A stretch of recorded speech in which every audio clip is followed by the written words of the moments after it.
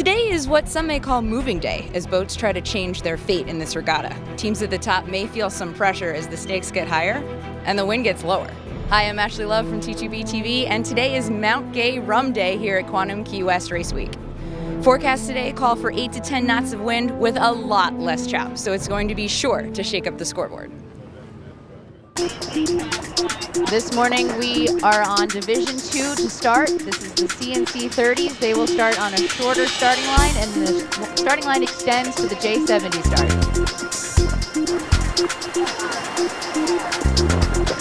The story in this class is Jan Cherish's Extreme 2. They have an 8-point lead. Kip Meadows right here at the end on Roxanne. They wanted the pin a minute out, and they won it.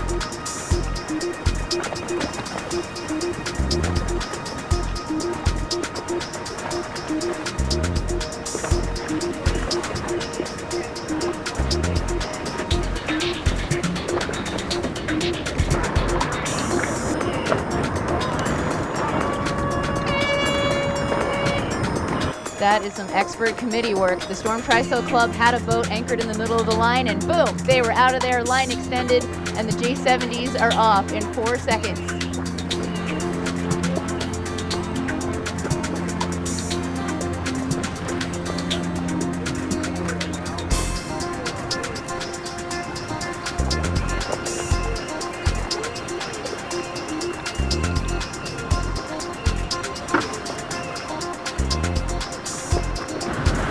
J70s have enough boats to have a Corinthian division. That means no pros on board.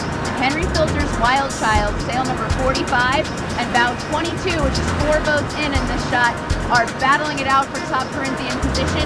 Henry Filter's got a great lead on this start. Our top 4 J70s in the leaderboard are at the top weather mark with New Wave in the lead, Martin Coleman, but close on his heels is our regatta leader, Calvi Network. Consistency is king. Calvi Network is certainly doing that. In the past 2 race weeks, he's won them with this same crew that he has on board this year too.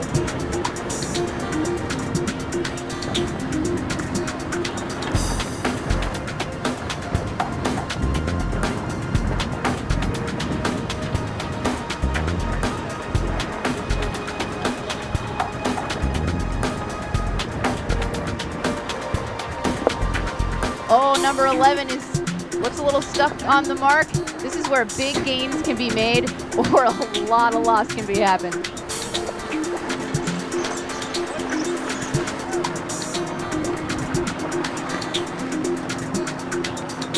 We've got 2 boats at the offset that are trying to sail upwind, trying to do some penalty turns. It's creating quite some traffic, quite some good traffic.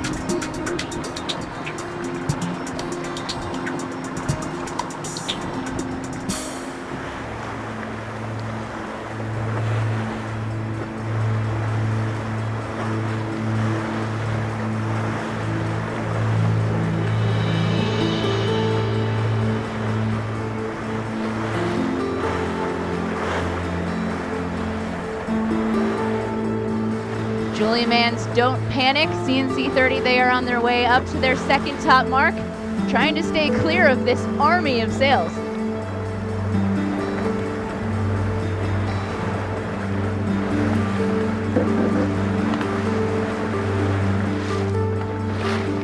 At the first forward mark for the 70s, New Wave has held on to their lead, but only by about 2 seconds. The Italians round in 2nd.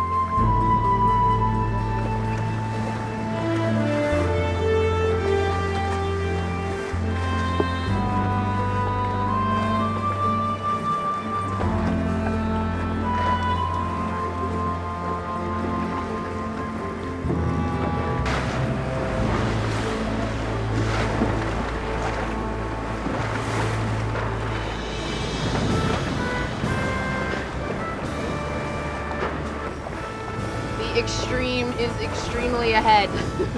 Right behind him, the J70 is coming down. They're all going to get here at the same time.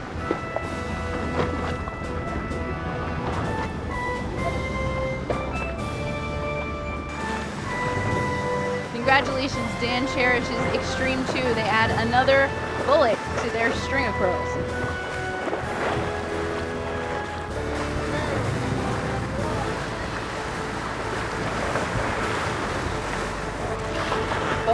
finish for third place between Don't Panic and Roxanne. We'll have to check the scoreboard to figure out who got that one. New Wave manages to hold on to their wire-to-wire victory in the J70 class. Close finish for second place. Bow number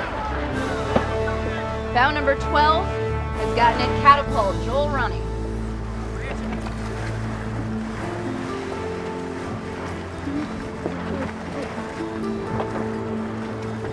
Calvo Alvarini's Calvi Network will have to settle for fourth place.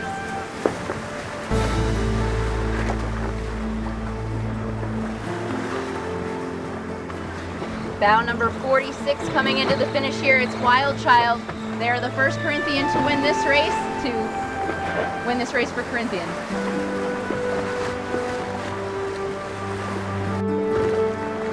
We've moved to Division 1, back to the start of the TP52 class, and there's been a big shakeup. Platoon and Azura switch places. Azura now has a 2-point lead over Quantum Racing. The past couple days have been pretty bloody awesome. You know, the racing is incredibly tight. You know, I think in race 4 yesterday, where the entire fleet rounded bow to stern, and then we set off on 20 knots downwind, and so it's pretty full-on adrenaline all the time. There is a definite pattern that happens in a TP52 start. At about 2 minutes to go, everyone is on port, headed out to the outside of the race committee. Now everyone has to choose where they want to be on the line. The bowmen up on the rail to call distance.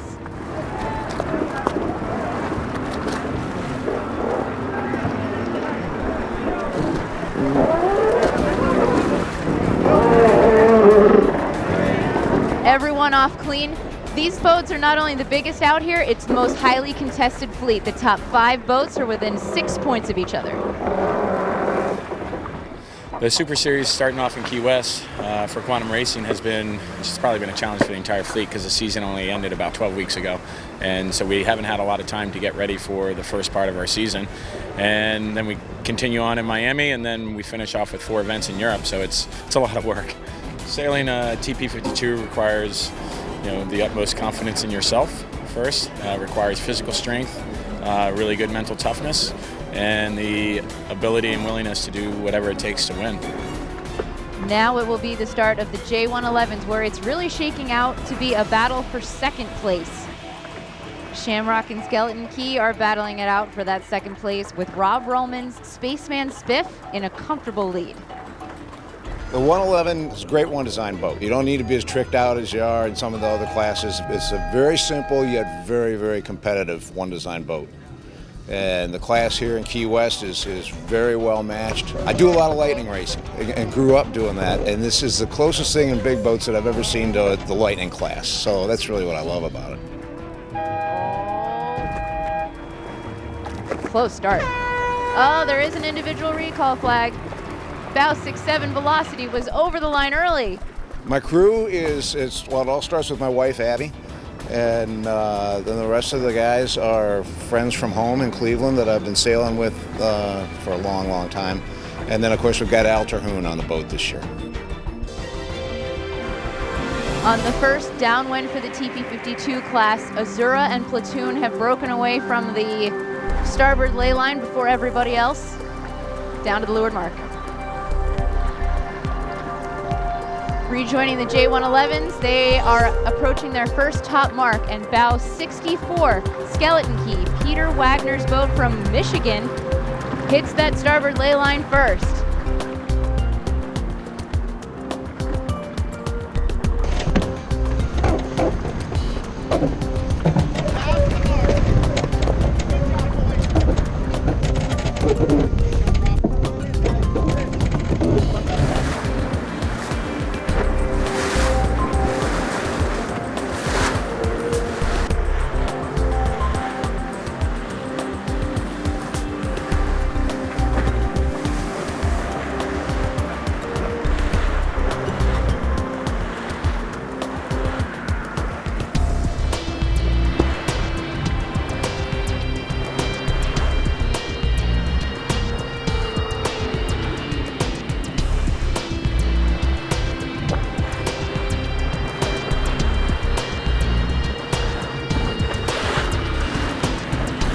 TP52 fleet sails upwind through the J111s, and Skeleton Key is still in the lead. They're our winners from Key West last year.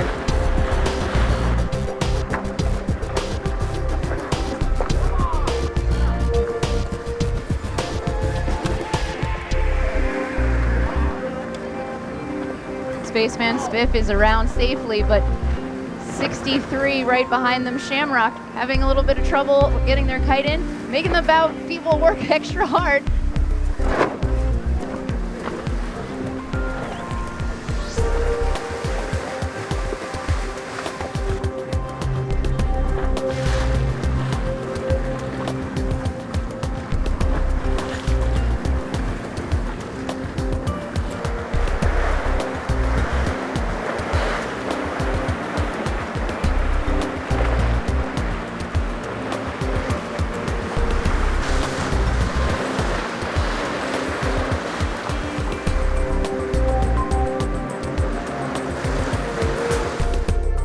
No one could catch Peter Wagner's Skeleton Key in the J111s for the finish of their 6th race. And while Spaceman Spiff and Utah were having a little altercation on the other side of the course, Wicked sneaks in for 2nd place, Douglas Curtis.